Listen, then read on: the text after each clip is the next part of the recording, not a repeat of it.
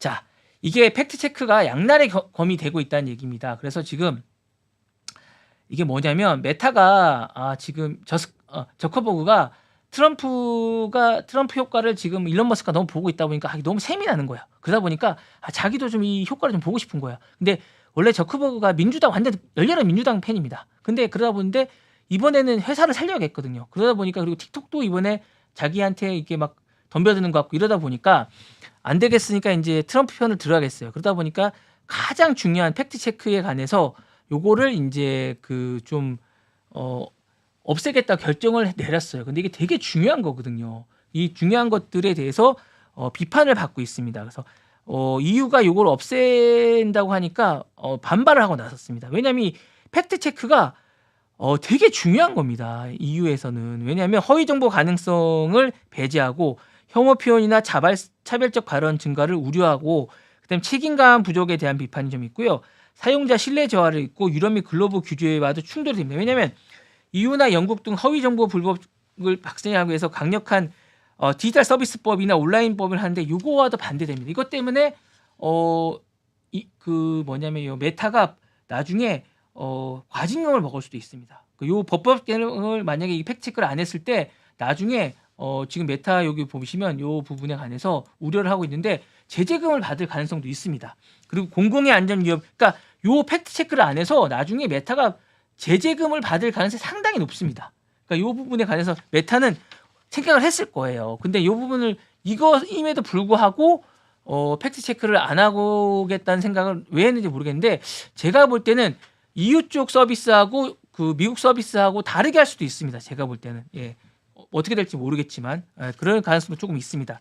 그리고 여러 가지 부분이 있는데 이 부분에 대해서 어떻게 할지가 좀 궁금합니다. 그래서 사실 팩트 체크의 그동안 순기능 효과는 어떤 게 있었느냐?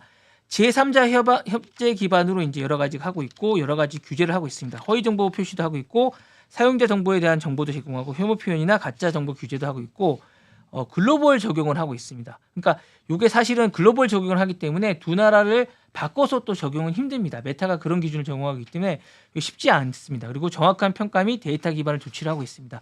그래서 약간 이게 급하게는 했는데 이게 사실 어떻게 결과를 내게 될지 어떻게 하게 될지는 사실 잘 모르겠습니다. 제가 볼 때. 그래서 이 부분에 관해서 어떤 기능을 하게 될지가 있고요.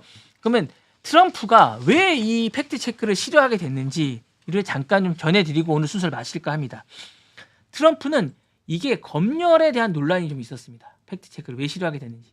그리고 편향성에 대한 불신이 좀 있었습니다. 트럼프는 팩트 체크가 진보 성향에 편향됐다고 주장을 했습니다. 그리고 정치적 자유를 강조했습니다. 그러니까 트럼프는 소셜미디어가 플랫폼에서 중립적으로 남아야 된다고 생각을 했는데 팩트 체크는 검증 기능에서 정치적 논란을 야기한다고 주장을 했습니다. 그리고 선거 관련 논란이 좀 있었습니다. 그러니까 2020년에 미국의 대선 당시에 트럼프 지지자들은 이게 선거 부정 의혹이 있다고 주장을 했어요. 그러다 보니까 팩트 체크가 허위 정보를 판정되면서 차단된 사례가 너무 많았어요.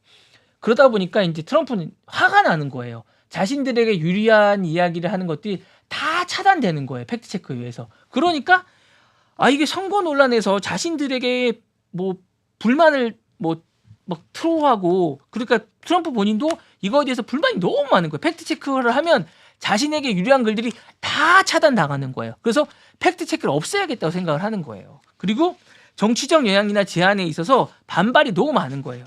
그러다 보니까 트럼프는 이게 1순위 과제였어요. 1순위 과제. 그러면서 이거를 무조건 해달라고 했어요. 그러다 보니까 이거를 메타가 뭔가를 요구할 때 이거를 트럼프와 어떤 반대를 한 조건에서 안 할래야 안 할 수가 없었어요. 그래서 트럼프는 소셜미디어가 그의 주장을 직접적으로 제한하는 것을 약화시키는 행위로 간주했습니다. 그러다 보니까 이거를 자신의 정치적 영향력을 약화시키는 행위로 강조하고 저크버그에게 경고하기까지 했습니다. 그리고 보수 진영의 결집에 이 부분이 너무나 팩트 체크를 약화시키는 게 어떤 도구로 생각했습니다. 그리고 정부 규제 회피의 주장으로 생각했습니다. 이거 이제 정부 규제 회피를 하려고 한다. 이 팩트 체크를 통해서. 그러니까 너가 그러려고 하는 거 아니냐. 나의 힘을 약화시키는 어떤 도구로 생각하는 거 아니냐라고 생각하면서 계속 압박을 했습니다. 그러면서 이제 이렇게 하면서 이제 그러면서 트럼프는 팩트 체크를 검열 두고 편향적 시스템, 정치적 영향력 제한 도구로 간주하면서 이를 비판했습니다. 그러다 보니까 너가 이걸 통해서 나한테 대항하는 거 아니라면 무조건 없애라.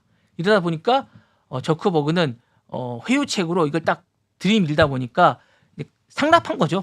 상납하니까 이례적으로 트럼프가 만족해하면서 최고의 선물로 받아들였습니다. 그러다 보니까 저는 일론 머스크 다음으로 저크버그를 두 번째 최고의 기업으로 만들어줄 거라 의심치 않습니다. 제가 볼 때 여러분 투자하실 때 메타를 기억해 주십시오. 전 잘 될 거라 봅니다. 제가 준비한 소식은 오늘 여기까지고요. 내일 또 여러분들 좋은 소식으로 만나도록 하겠습니다. 네, 내일 뵙겠습니다. 네.